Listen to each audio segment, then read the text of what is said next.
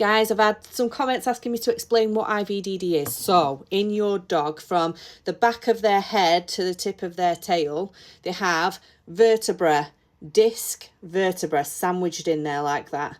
And those discs mean that the vertebra can move and they've got plenty of flexion.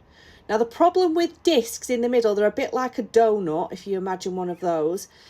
They're to provide cushioning, but the blood supply is really poor to them. So in order for them to get nutrients in and out, they rely on this movement of the spine to bring nutrients in and push any material that they don't need out, toxins and things like that.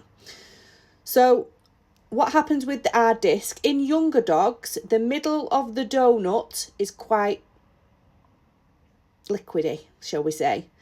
So when younger dogs have an IVDD, it can either bulge, so the donut bulges into the middle of where the spinal cord runs, or it can be an extrusion. So that means basically that the jelly's burst out of the donut and you get this material entering where the spinal cord is, and it can cause bruising to the spinal cord.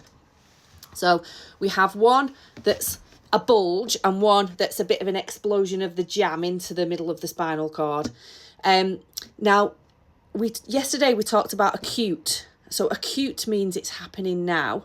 We can, in older dogs, have chronic IVDD, which means that disc is the middle of the jelly gets really gelatinous as a dog gets older, and it pushes out, and it can sometimes cause problems with the spinal cord because it's pushing into there. So we call that a chronic, and that can often then not be surgical or just need to be managed. We'll talk more about that as we go through the videos though. So basically that's what you're dealing with. So what we're going to look at next is symptoms of this.